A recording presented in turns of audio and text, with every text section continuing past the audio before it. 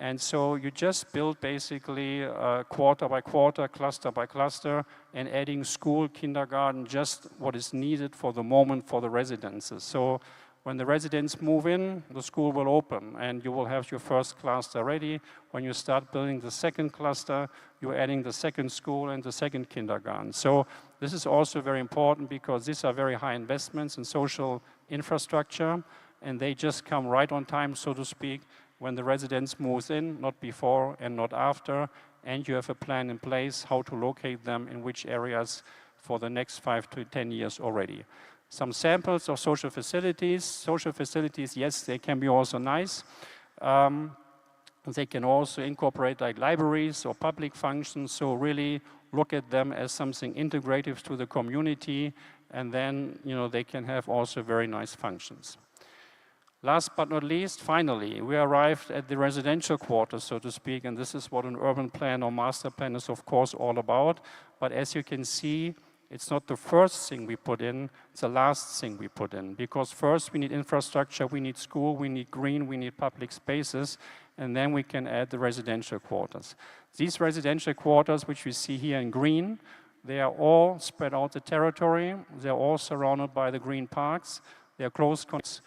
But one thing what we have to do, and this is also what Dennis mentioned in his opening speeches, we have to go vertical. We have to provide a relatively high amount of density, so to speak, on the site. So all these residential quarters will be built between 7 and 24 floors. So it will be a very dense development, but again, we will balance that with all the green and social infrastructure all around. Some pictures of typical residential quarters we're seeing here. And what you also see, we create a skyline by the use of different heights, playing with the levels, playing with the architecture. And also here, if you have a master plan for a 5 to 10 year development plan, you can easily allocate certain plots to certain architects, designers, which is important to create something very vibrant and something very lively. So, as a conclusion, we just see overview here of everything we have placed in. And again, in terms of financing, in terms of efficiencies, think of the Istanbul airport that was built in, I think, around 3 years. And that was a very, very good example of putting a very, focused public side, the regulatory framework, but then again, the efficient capability of the private sector to get things done. It's a massive airport.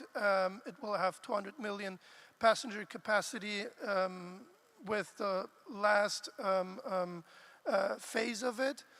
But there are many, and why is this important? It's not only the capability of the private industry, it's also the public side's determination. Think of other examples in Germany, for instance. They've been trying to build an airport for 20 years, and other places around the world. You need to have that determination. You have to have that framework to get things happen. So you bring the best of the two worlds together. And I emphasized a lot on the regulatory framework.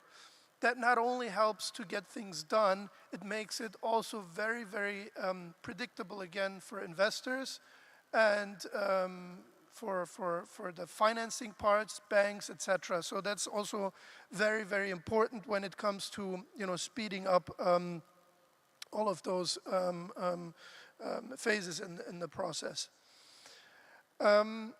So sustainability is it's not only a buzzword. Investors are looking at it. ESG is on the agenda of all the big, and we've heard it on this panel yesterday a lot. ESG is very, very important because not only because it has to be there, it's really on the investor sides. All of the big funds, be it private equity, be it sovereign wealth funds, it's high on their agenda. If it's not ESG compliant, then there's no financing, there's no investment. So it's very, very important. and also to the end users, to the people living, working, playing in these places. If it's not sustainable, well, it's not sustainable. So that's also a key thing to incorporate that into the vision and into the overall plans. And that's not only green buildings. It's the whole concept of how does transportation, mobility work in that city. How's the whole energy concept of the city going to work. That's all part of that. And lastly, quality of life. I mentioned that if you do all of that, you don't think about quality of life. Think of all these ghost towns that have been developed over the last couple of decades in places like, we all know these ghost cities in China, for instance. They are huge cities, but no one's living in there. That's not right. I mean, that's not how it's going to work. So you have to focus on every facet of people's lives and needs. They have to want to live there. There has to be the work opportunities. There has to be, it's no surprise that, think a couple of years back when Amazon was thinking of, headquarter 2, they were looking for cities that had young talent, young educated talent. They were looking at universities. They were looking at childcare, because it's important when you've got young engineers you want to employ in massive numbers. They will have young families. They will have children that need to be taken care of. And that's not only school buildings, it's the whole infrastructure around it. So, and when you've got all of that, in the case of Amazon, they will move to these cities and they will make huge investments. And investors will need those occupiers. They will need those people living in those cities. So, coming back to what I said in the beginning, we've heard a lot about vision, and I think more will need to be done on that end. And then, if you bring all the sides together, public side, private side, because urban development is massive in scale, you need everyone involved. But it's not all about public or public-private partnerships. On the back of this, you will see more private investment as well. When you've got these big investments, especially on the transportation side, that will open up new areas for development. And they will be smaller in size and scope. That's where you will have the opportunities for more and more private investors to also come in. So it's really also a catalyst for more investors to come in of various sizes, private investors, and not only local ones, but also just give you last one to give you an example what we've been doing over the last, it's almost 3 months now after these earthquakes. And what we've done as the Real Estate Association is we try to be a catalyst to formulate the vision and bring the private industry to work together with the public side, with the government, to master plan and sort of develop the master planning strategy, because I mean it's been a complete disaster what happened during the earthquake. So in a very, very short period of time, we were able to formulate a strategy and to basically put together the vision together with the government, and that has basically led to, we've brought together a whole bunch, dozens and dozens of architects, urban planners, think of Norman Foster, etc., working together with the government, with Turkish players to, in a very, very short period of time, to develop the vision and the master plan strategy to not only rebuild what's been demolished, but to make it great again and strive for the years to come. Thank you. Thank you very much, Tura. And Tura touched already the subject of cities' competition for talents, and that corporations, they follow talents. And Vladislav, I know that you have some insights on that. So Vladislav.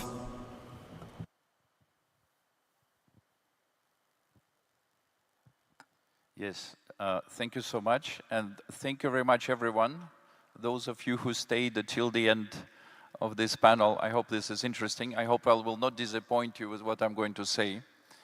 And when this morning I was thinking about how I would summarize my presentation, I couldn't find one sentence, and I'd like to borrow what our colleague from Warsaw said, which is the arrogance of the city developer. So I define myself as a city developer.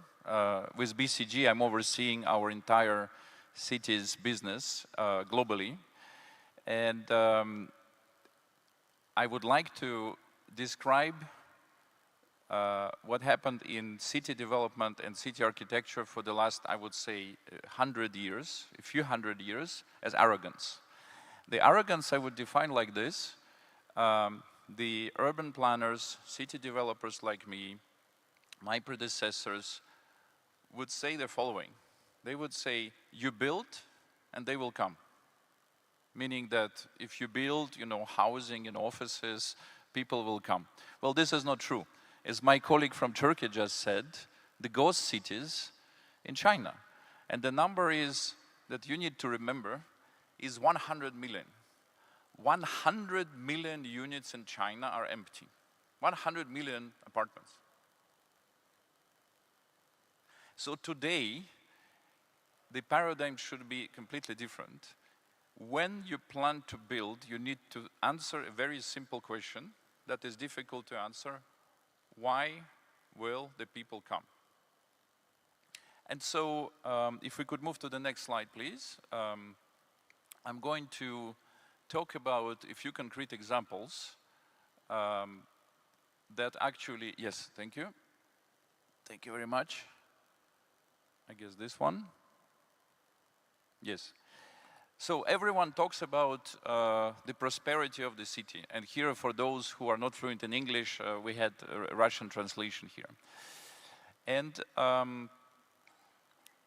to me, the best example of the arrogance was good arrogance 100 years ago by the famous architect, French architect Le Corbusier, who said the following: the city is going to be prosperous as long as you define the zones, I hope you like my French accent, the zones of specialization between residential, office, and entertainment. That's it. That was the algorithm. Le Corbusier built this famous, spalne rayony.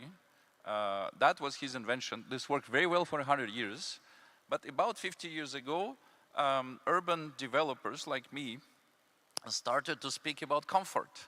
Something changed. And one example that many of you know, but I would like to mention, that's my favorite example. In 1850, Paris, a city where I lived for 15 years, Paris went bankrupt. Bankrupt. Why Paris went bankrupt? Because of, in the middle of Paris, in downtown, the small streets, which today are best touristic attraction, they became so overcrowded, so many people live there that safety was not there, that even health considerations were very bad there, because you had pandemics, actually big pandemics inside Paris, and everything became so bad that actually rich people started to leave Paris for other cities, and because they wouldn't pay the tax anymore in Paris, Paris went bankrupt. And so then Monsieur Haussmann, who then was le préfet de Paris, was tasked with, rebuilding Paris. And that's how he cut through the boulevards that we know today, Champs-Élysées, Boulevard Haussmann. He became the most unpopular politician in France for the 10 years of this project. And now everyone remembers Mr. Haussmann as the one who built the new Paris, Paris as we know today. So the learning from this is that the arrogance has to stop. And I'm going to talk a little bit about what this means concretely.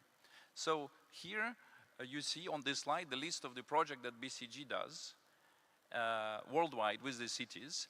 And the projects are all about urban planning, city development, but you see the words here that don't look like urban planning and city development. The clients are asking us the question, will this master plan help economic development of the city, and how? Yeah? Will people come? Why, if we implement this master plan, people will come and stay? Will the climate be addressed? Today we spoke a lot about temperature issues, climate and sustainability issues. Will people lose less than 1 hour in traffic on average? In France, for instance, we did analysis, BCG did, and we found that actually unemployed people of residents of Paris, if they have to spend more than 1 hour in traffic, they will not take the job. They would continue to be on the French welfare. Okay, French have very good welfare, but they would not take the job if it's more than 1 hour to go to the office. So something is changing, and what is changing actually is the paradigm. Before, as I said, the paradigm was like this. You build a city, people will come and businesses will come. Today, this monopoly of the city has stopped.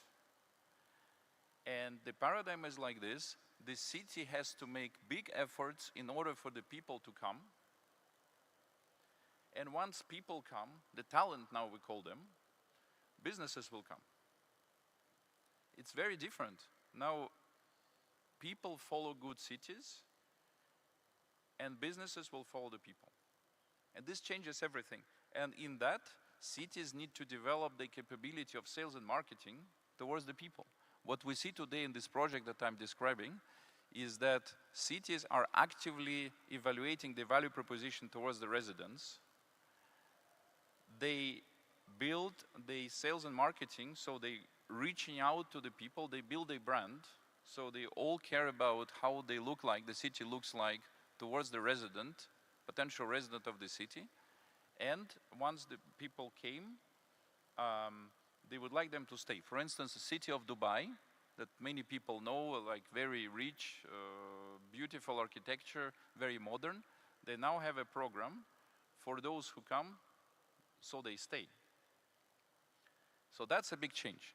Now, in this big change, just a couple of examples of what is going to happen, what kind of features you will see in the city of the future. So, just a couple of them. First, the role of the office. Le Corbusier said you just need to allocate this district to the offices, and the offices will be the space to work. The office is not the space to work anymore. In New York City, over half of Class C offices are massively losing their tenants. The reason is remote working. The reason is competition. And it's a big problem because the owners, the landlords, do not have the income anymore, and they still have to pay the city tax. So the office of the future is not the space to work. People can work now from their homes, their trains, their streets, from other cities.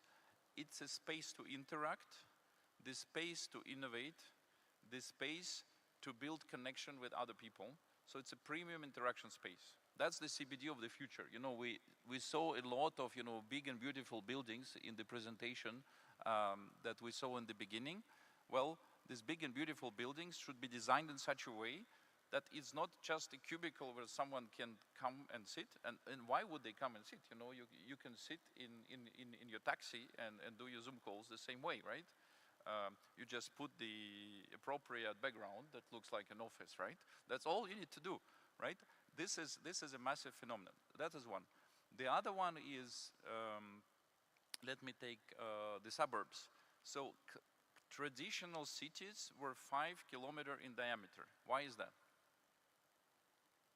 Well, the reason is the same 1 hour that the French people that I mentioned at the beginning do not want to exceed to go from home to the office. 1 hour walking time somehow is the constant in city development. And if you exceed 1 hour, people kind of go less. Even in the medieval cities, and so the traditional classical, many European cities are like this, is 5 kilometers because it's about 1 hour walking time. Then the American cities are car-based cities, so the whole design was around the cars, like Los Angeles is like this. Los Angeles is not on the seashore, which is surprising. The only reason for this is that so the car can also come from the other side, from the shore side, right? And the diameter of that car-based cities is 20 kilometers. Mobility technology has changed the paradigm of design of the city. Today we're going to speak about 100 kilometers or 200 kilometers. So in the design of the city of Tashkent, by the way, beautiful presentation, really at the beginning, a lot of data, you will need to consider the greater Tashkent, and not just 10 kilometers out of Tashkent, but 50 kilometers out of Tashkent, 100, 200 kilometers, because of two new technologies that come into play here. One technology is remote working. People do not need to come to the office every day, but they will need to come to the office maybe once a week for this premium interaction. And then the other one is high-speed trains. For instance, in Japan, there is an offer from a airline that actually is a weekly trip from Osaka to Tokyo, and a rental apartment in Osaka. So this is what we see, and therefore we call this phenomenon a meta-city. A meta-city is a city which is both physical and virtual, and its catchment area, you know, the effective diameter is 100 or 200 kilometers, not 20 kilometers anymore. And with that, I'm going to talk, that's my last slide, by the way, so I promise to be short. How concretely can cities work on this value proposition towards the residents? So here you see the cities of choice, which is a rating BCG publishes every 2 years. So that's the 3rd edition of Cities of Choice. You can see this on my LinkedIn.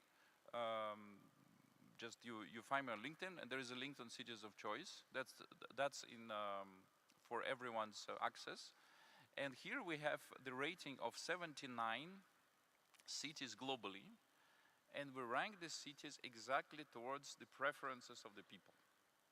Yeah? So it's not about comfort, it's not about sustainability, it's about everything.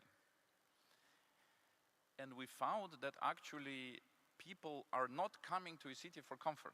The first reason why people come and stay is jobs, is what we call economic opportunity. If there are no jobs, people will not come. Or some people will come, but many people will not come. So the first column here, you can probably, yeah, you can see here on the screen. The first column is the economic opportunity.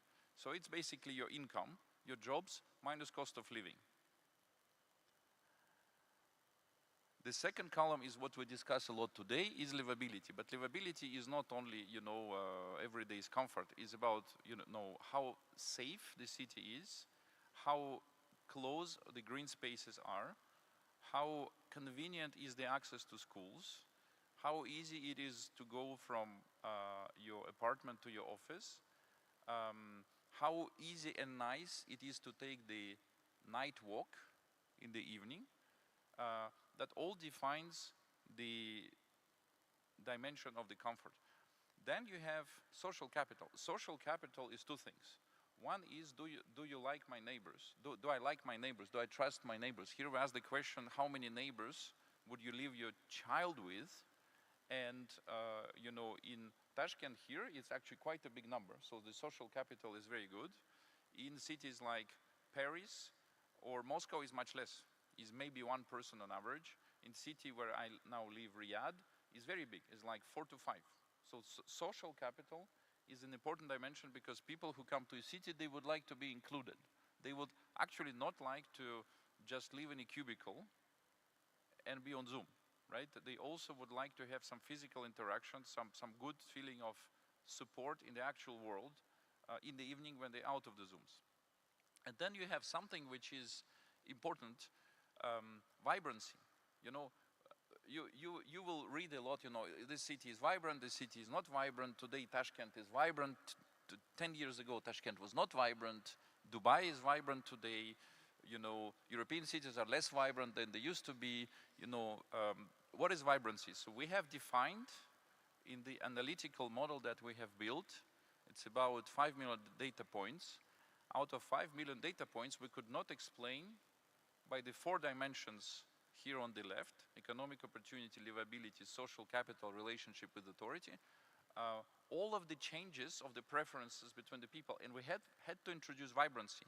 And vibrancy is very simply defined as pace of change. So a city that is changing along important dimensions for the people are vibrant. Vibrant meaning, you know, you have this kind of, you know, something is happening there. It is the pace of change. So today you're free to use this data. Actually, it is in public access on my LinkedIn. Vibrancy is also important. So to conclude my brief presentation, I'd like you to remember just a couple of messages. First, the arrogance of the urban planner should stop. And the new paradigm is you build thinking first why the person will come and stay. Once you have this, the investors will follow the talent and they will come. You don't do the other way around. You almost don't think about investor first. You can think about investor first, but at the same time you need to think about people first. But you never ever just build something beautiful because this is not working anymore. You know, the simple question to ask yourself is, and I'm sitting here next to someone from city of Tashkent, is why would a talented person, an IT developer, come to Tashkent and not to Baku, and not to Almaty, not to Dubai, not to Riyadh. There's all the same region. Tashkent to Baku is 1.5 hours, Tashkent to Riyadh is 3 hours, Tashkent to Dubai is 3 hours. You know, why? Why would they choose Tashkent? So the choice of the people is very important. I invite you to read the Cities of Choice report. Thank you very much. Thank you very much, Vladislav. Thank you very much for insights. And also, I would like to, can you turn off the microphone? Also, I would like to thank Ministry of Investments for making this session possible.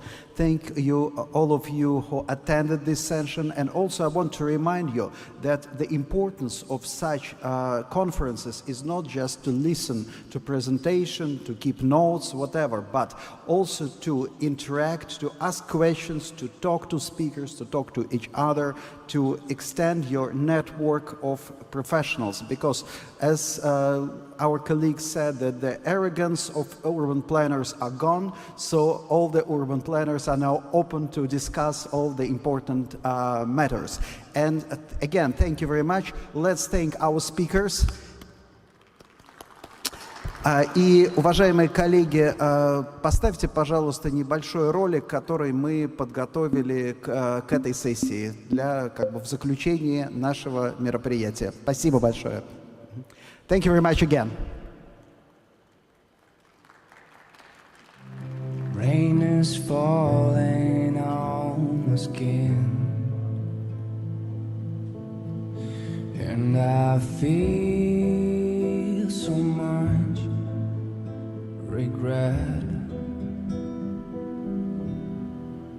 and I want to go back, yeah, and go back and make this whole.